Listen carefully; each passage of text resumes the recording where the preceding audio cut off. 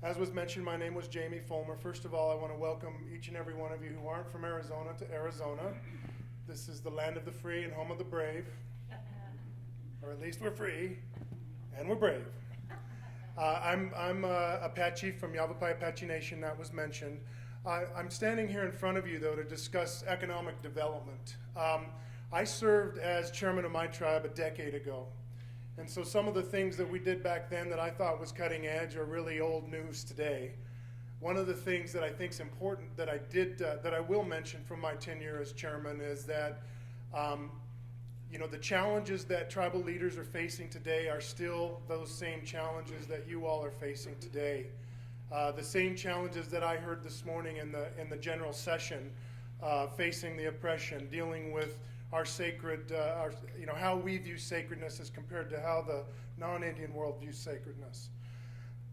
How we have to deal with limited funding, how we as tribes and as tribal leaders, those of you that are tribal leaders, have to communicate the challenges of limited resources to your people, and also have to plan for the future of developing more resources for your people. I'm the chairman and CEO of Bluestone Strategy Group, as was mentioned. We've been honored to serve Indian country for the last decade, and as was mentioned, only working with tribes. So how many of you in the room are tribal leaders? Just by a show of hands. I want to thank you for your service, first of all, from someone who has walked in your shoes. Thank you for what you do for your communities.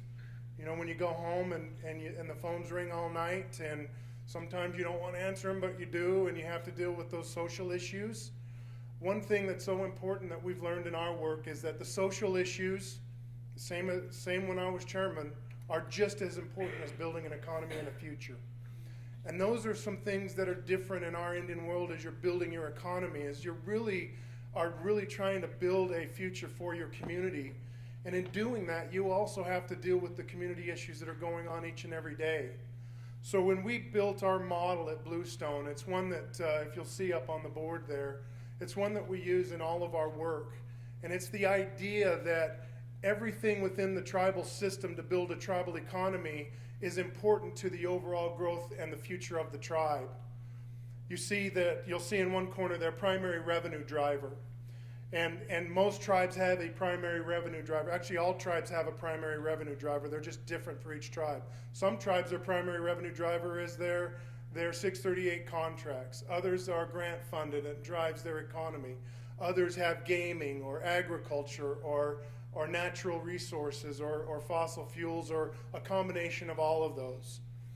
And whatever those primary revenue drivers are as you're building out your economy, those are precious and scarce, and they need to be protected. So as we think about building an economy for the future, and the other esteemed panelists, I'm sure, will speak about some of the specifics, my job in opening up this is to really talk about some of the generals that you all as tribal leaders probably are considering and should be focusing your attention on as you build out continuing your building of your nations for the future. So as we think about building the tribal economy, the primary revenue driver is where at most times tribes are focusing all of their attention. And what happens in that is that there are competing interests for those limited funds. And you all, because many of the hands that went up that are tribal leaders, you all know what I'm talking about. There are competing interests for every dollar that comes into a tribal system. The importance of those competing interests is you really have to be thoughtful about how you prioritize and how you phase that growth. And so when we think about building the tribal economy, we always tell tribal leaders you need to focus on not only protecting your existing interests, but also what is it that you can do to continue to build the economy within the tribal system? What job opportunities are needed by the community? What does the neighborhood look like? And I'll get into some of those details because I'd like to step into some of the building blocks that should resonate with many of you leaders. A couple other points on this simple screen is that when you think about revenue diversification, the idea isn't just building businesses to create jobs, but also building opportunities to generate more revenue streams to the tribe and to the tribal government. And so sometimes those are at home and sometimes those business opportunities are away from home. The challenge for you as leaders is really to define how you go about moving into that next stage of business growth. As many tribes, they say, we want you to focus in the homelands. And I respect that completely. But in that sense, is there enough revenue being generated in the homelands to create enough future revenues to build out the government system and provide, in the other corner, the community projects and the community priorities? If the answer is no, then you do have to look outside of the box. And so what I'd like to talk about and open up to more detail from the other panelists is really, I've got 4 slides that are really, we call them the tribal economy economic planning building blocks. And these are not rocket science, and every one of you know what they are, but they're important because they're critical in building and moving forward for you. The first one on that is expressing tribal sovereignty. Heard that all morning this morning in the general session. It was actually, it really felt good to hear about tribal sovereignty being spoken about not only protecting your rights as indigenous people, your rights as a tribal community, but how you defend your right and authority to govern your own system, and how you communicate to those other systems outside of you so that they understand and respect your sovereignty. And what body of laws are you creating within your tribal government to govern and to oversee the processes? So that oversight responsibility is so critical as well. Many tribes have built out really strong governance systems, and there isn't clarity on completely at the administrative level over who oversees what when the law is passed.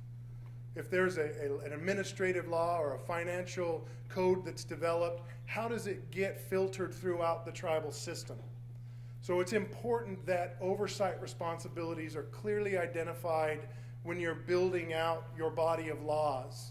If you're developing a new land use code, that all of your departments and programs know what that new code is, that your community is aware of that code, and that those that want to do business in your community have awareness of that code, and that you've also defined who has the responsibility of assuring the governance. Another piece to the governance is the political decision-making process. When you have something important and you've formed a resolution, a code, a law to govern or to move that formally forward, how is that information, how is it shared when the law is being established? What kind of information is gathered to support the decision? And for those of you, as you're, I'm sure, right in the middle of doing this, all tribes are building out new bodies of laws, but making sure that there's coordination from the very beginning of formulating a new organizational structure to, as you move it forward, how it gets funded. What are the details that need to be involved? What programs need to be aware of any of the changes? And more than likely, you're going to touch a large number of your employees as well as your citizens with any rules and any governance decision making that you have. So it's so important when you're building out your economy and you're thinking about doing business. As an example, if you're going to build a corporate code, who is the corporate code designed for? How are they going to come in and do business with the tribe? What kind of rules does an outsider need to know and understand about the community? What kind of laws are in place to govern the use of tribal lands, tribal infrastructure, tribal utilities? What kinds of right-of-ways do you have in place or do you need in place to be a good partner if you wanted to encourage partnering within your community? Stakeholder involvement is another piece of that. These are, as a follow-up to that, when there are other interests involved in your decisions as a sovereign, that you're sharing that information. Not that you're asking permission. You are sovereigns. You have the right and authority to do whatever you please in your community as a tribe and as leaders on behalf of your people. But when you're making a decision that could impact the neighborhood, as an example, the region, as an example, that you're sharing information that you want to share with those others so there's awareness. Awareness, in many cases, settles disputes before they even occur. And you know, coming from a small community myself, I would always hear from the outside political leaders. We live in a small region 100 miles north of here. And when I was tribal chairman, we were developing new infrastructure for housing. And the neighbors would come by and say, "Are you going to use our water system?" And I'd say, "No, we're not going to use our water system, your water system." "Well, how are you going to put your water system in?" And I would say, "Well, we have water rights." And they'd say, "Well, you don't have water rights." I mean, they were not aware of our federal water rights that we had, and so they expected that we would plug into their system, and they had come to you know, set up the arrangement of how they were going to charge us to use their water systems. Does that sound familiar to any of you? So that point is important, that stakeholder involvement was the sharing of that information before we went forward. Because if they had disagreement, we had the ability to talk through it before we got into having them come in after the fact and try and you know, derail our processes. Now, oftentimes you have to be gentle and thoughtful about the information you share to the outside world, and you know, as Apache, we pride ourselves on our confidentiality and how we do things in private nature, and I'm sure many of you tribes are the same way. And so it's important that there's a discussion about what you want to hold public to the outside world and what's important for you to hold public within your own community. But stakeholder involvement is so important to having strong governmental and expression of your sovereignty going forward. One other piece in there on governance, and that's that important piece of fiduciary responsibility.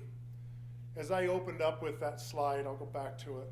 Every one of those are competing interests. They're all positive and they're all important, but they all compete with one another. So it's so important that you move into defining within your council, within your leadership, within your community, how you will make decisions when it comes to prioritizing where your funding goes. And if there's a need for funding, how you prioritize where you're going to go for funding. Are you willing to go and discuss funding priorities and opportunities with the bank? Do you feel like you want to reach to grants? What's needed and what needs to be in place in order to access some of this funding?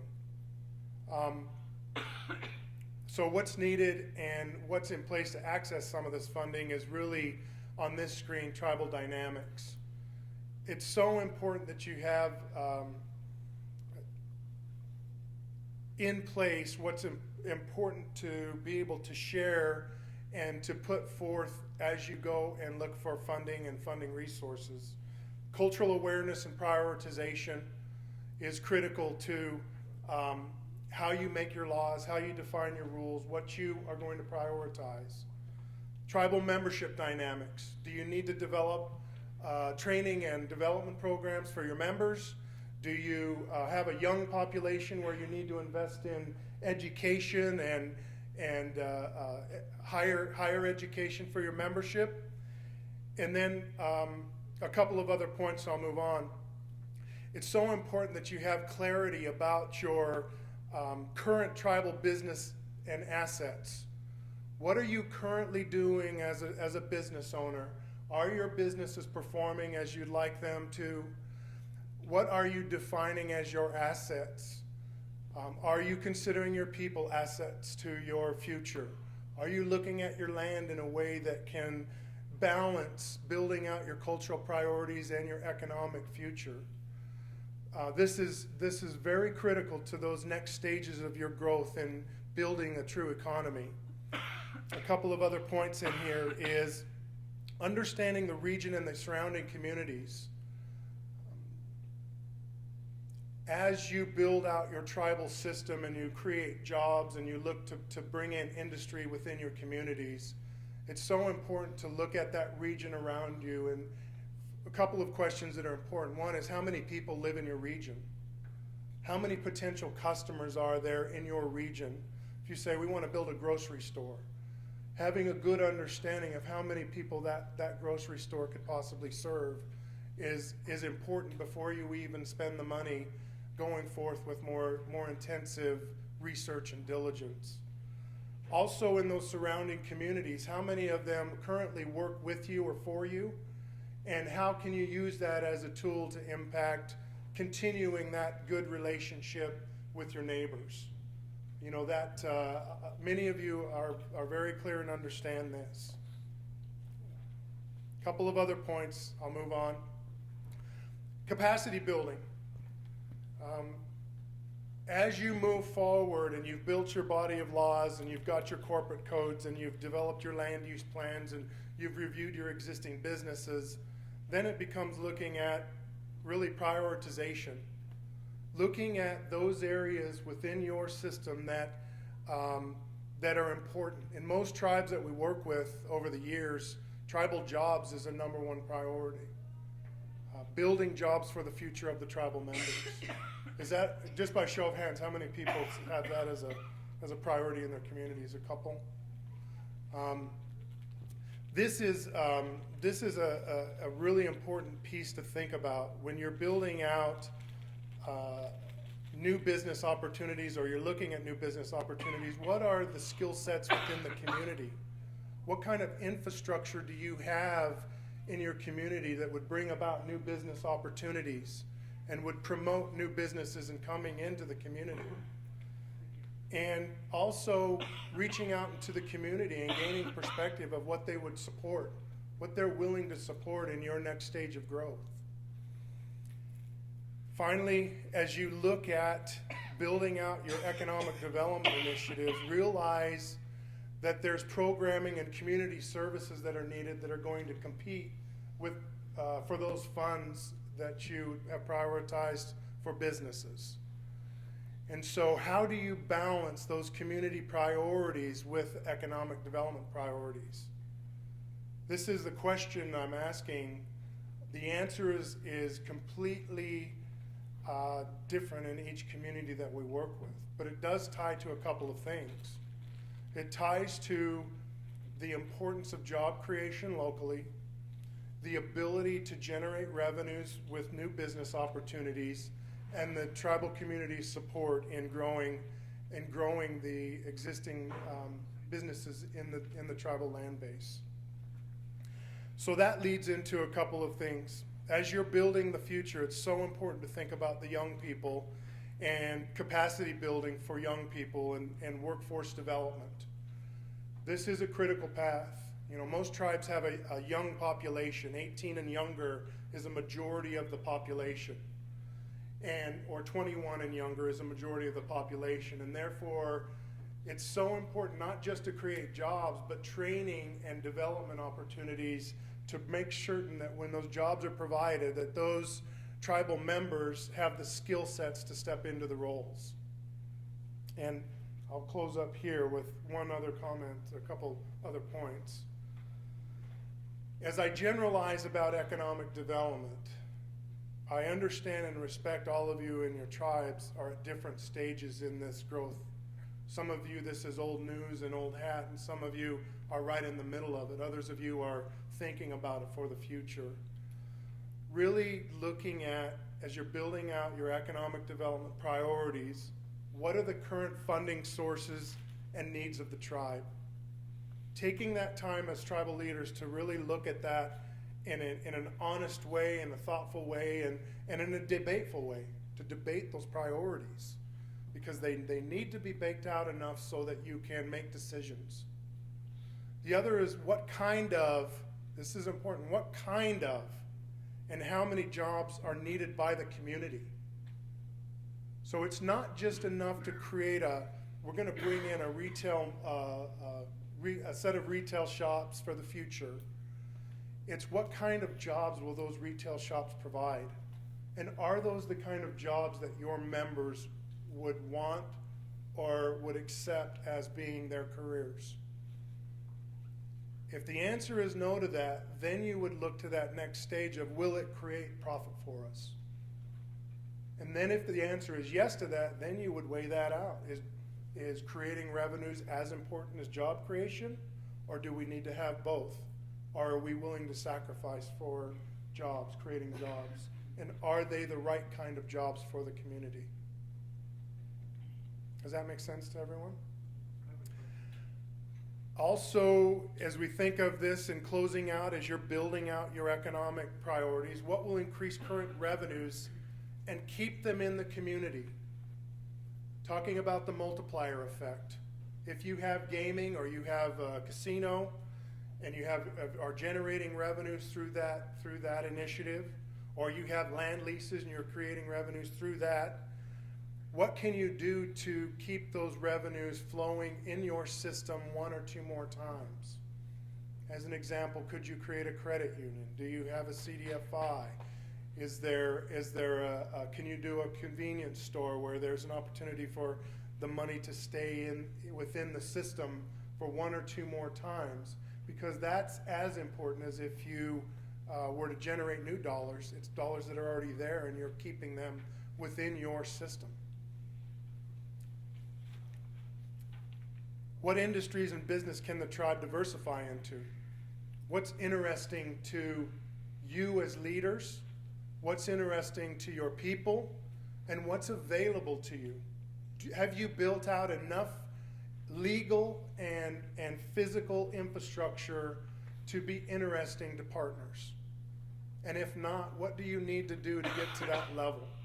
Do you have a land use plan in place? Do you have laws that govern how you would get into a joint venture relationship or partnership on tribal lands? If none of that's interesting, do you have industries that you're interested in that you can reach out to and court into your community? As I had mentioned, development of a master land use plan. A lot of tribes have a lot of land, and those that have limited land are just as important to develop plans around. Actually, the more scarce the land is, the more thoughtful you have to be in the plan, because you have a lot more competing interests on limited land space. But with that said, it's also important to think about, your corporate and business oversight. How, when you decide to get into businesses or you decide to expand your business enterprises, how will you oversee those businesses, and how will you allow them that arm's length away from direct political involvement while still letting the leaders of the tribe lead and also be the authority over your businesses? Such a critical path in everywhere we've ever worked in Indian country. Such a balancing act, because as I used to tell the economic boards that we worked with, when there's a stress or a struggle in the community, they don't come to the members don't come to the economic development board. They come to the tribal councils. And that's everywhere we've ever gone. So there's always going to be a need to have leadership involvement, but it's so important to have a nice formal structure that everybody understands, a plan that everybody's willing to follow through with, and that you're communicating consistently to the community and to the key stakeholders, as was mentioned, so that there's a constant communication line and there's clarity on responsibilities. And just finally, I have here on versus off-reservation business ownership. As you advance and build out your economic engines and you build out your economic enterprises, it will come to you in many ways. Maybe there's an opportunity that comes to you from a different city or different town or different state or different country for that matter. It's so important to define together at the leadership level and at the community level whether or not you're willing and able and ready to do business outside of the tribal community. And if you are, it's so important that you build the proper governance and corporate structures to oversee that, so that the tribe's authority and responsibility remains intact and the tribe's sovereignty remains intact, but you limit the liability and direct impact on dispute resolution to the tribe. And there are corporate structures, as many of you know, and many of you have, where that is doable, usable, and tribes are using it to their benefit. But it's so important. So in closing, on my opening to the deeper dialogue is that in general, when you think about building out the economy, the tribal economy, taking your primary revenue driver, whatever that is, grant funding or casino funding, natural fuels, whatever, natural land, and being able to build, to diversify that revenue into economic development opportunities and community development opportunities, and making certain that you have the proper governance, that you're aware of the tribe's needs and demands, basically the dynamics of the tribe and the region, that you are clear on what you need to do to build capacity for the future, and that you are critically reviewing as leaders what steps you need to take to move that process forward. That's framing it together and being able to take it to where the panelists, I'm sure, will get into detail on what they've done in their communities. But over the last decade in the work that we've done, this remains consistent throughout Indian country by having these key elements in place.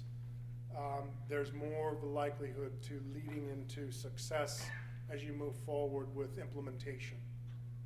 Thank you.